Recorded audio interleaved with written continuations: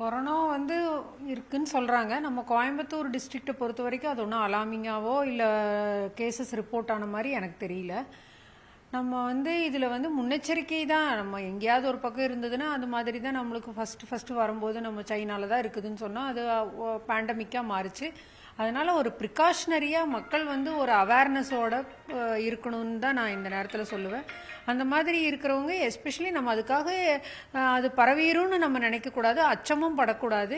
ஆனால் அதுக்காக அஜாக்கிரதையாகவும் இருக்கக்கூடாது. நம்மளை அதுவும் especially with patients with comorbidities, இப்போ diabetes mellitus and hypertension and other patients like immunocompromised individuals, AIDS, TB இந்த மாதிரி இருக்கிறவங்க ஆல்ரெடி ஏதாவது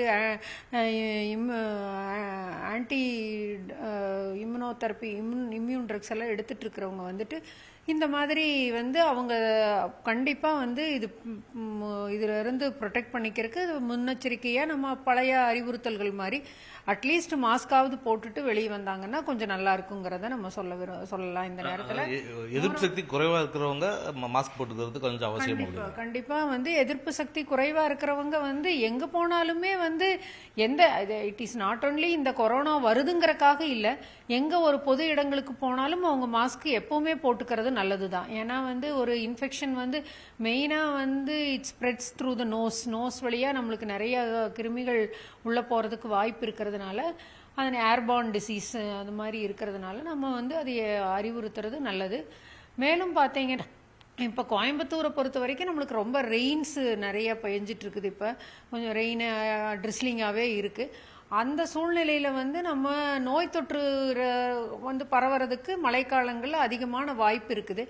அதையெல்லாம் தவிர்க்கும் பொருட்டு வந்து தேவையில்லாமல் வந்து பெரியவர்கள் ஆகட்டும், elderly individuals and immuno compromised அதாவது இம்யூனிட்டி குறைஞ்ச பேஷண்ட்ஸ் வந்து வீட்டை விட்டு வெளியே வராமல் இருக்கணும். இல்லை அத்தியாவசிய தேவைகளுக்கு வெளியே போய்த்தான் ஆகணும் அப்படிங்கிற ஒரு சூழ்நிலை இருக்குதுன்னா அவங்க ப்ரொடெக்டிவ் மெஷர்ஸ் லைக் மாஸ்க் போட்டுக்கலாம், ஹேண்ட் ஹைஜீன் நம்ம சொன்ன மாதிரி வீட்டுக்கு வெளியில் போயிட்டு வந்ததையும் கையை உடனே வாஷ் பண்ணுறது, தேவையில்லாமல் முகத்தில் கொண்டு போய் கையை வைக்கிறது, அந்த மாதிரி எங்கேயாவது தொட்டுட்டு வைக்கிறது அதெல்லாம் வந்து அதே மாதிரி வீட்டில் இருக்கிறவங்களுக்கு யாராவதுக்கு ஒருத்தர் சளியோ இதோ இருந்ததுன்னா அவங்கள ஐசோலேட் பண்ணி கொஞ்சம் ஐசோலேஷன் வீட்டுக்குள்ளேயே வந்து அவங்க மற்றவங்க கூட மிங்கிளாகாமல், அதுவும் எஸ்பெஷலி இம்யூனோ காம்ப்ரமைஸ்ட் இண்டிவிஜுவல்ஸ் அதாவது டயபெட்டிஸ் ஹைப்பர் டென்ஷன் இருக்கிறவங்க பெரியவங்க அவங்க வீட்டில் இருந்தாங்கன்னா அவங்களுக்கு அந்த வராமல் பாதுகாக்க வேண்டியது நம்மளுடைய கடமை. இதெல்லாம் முன்னெச்சரிக்கைக்காக தான் சொல்கிறோமே ஒழிய but it is not that corona வந்துருச்சுன்னு நம்ம சொல்ல முடியாது இந்த சூழ்நிலையில். அதனால் நம்ம எதுக்கும் வந்து மழைக்காலம் ஒன்று ரீசன். மேலும் வேறு ஸ்டேட்டில் இதுலையெல்லாம் அங்கொன்று இங்கொன்றுமாக கொரோனா இருக்கிறதுனால நம்ம வந்து ஒரு முன்னெச்சரிக்கையாக நம்ம பெரிய விளைவுகளிலிருந்து பாதுகாக்க வேண்டும் என்ற நோக்கத்தில் வந்து நம்மளும் ஜென்ரலாக நம்ம அறிவுறுத்திட்டு இருக்கிறோம்.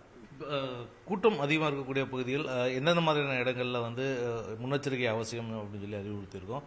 அறிவுறுத்தல்கள் ஏதாவது சுகாதாரத்துறையிலேருந்து அறிவுறுத்தல்கள் கொடுக்க சொல்லி ஏதாவது உத்தரவுகள் ஏதாவது வந்திருக்கா? இந்த மாதிரி வந்து இது வரைக்கும் நம்மளுக்கு ஒன்றும் கம்யூனிகேஷன் வரல அறிவுறுத்துங்கன்னு. ஜென்ரலாகவே நம்ம வந்து இந்த மழைக்காலம் இருக்கிறதுனால ஜென்ரலாக எல்லாரும் ஒரு பாதுகாப்பாக இருக்கிறது நல்லதுங்கிற முறையில் நம்ம வந்து பேஷண்ட்ஸ்க்கு அறிவுறுத்திட்டு இருக்கிறோம். அது வந்து ரொம்ப ஸ்ட்ரிக்டாக சொல்கிறோன்னு சொல்ல முடியாது, ஆனால் மக்கள் வந்து அவேர்னஸோடு இருக்கணுங்கிற வழியில் நம்ம அதை வலியுறுத்திட்டு இருக்கிறோம்.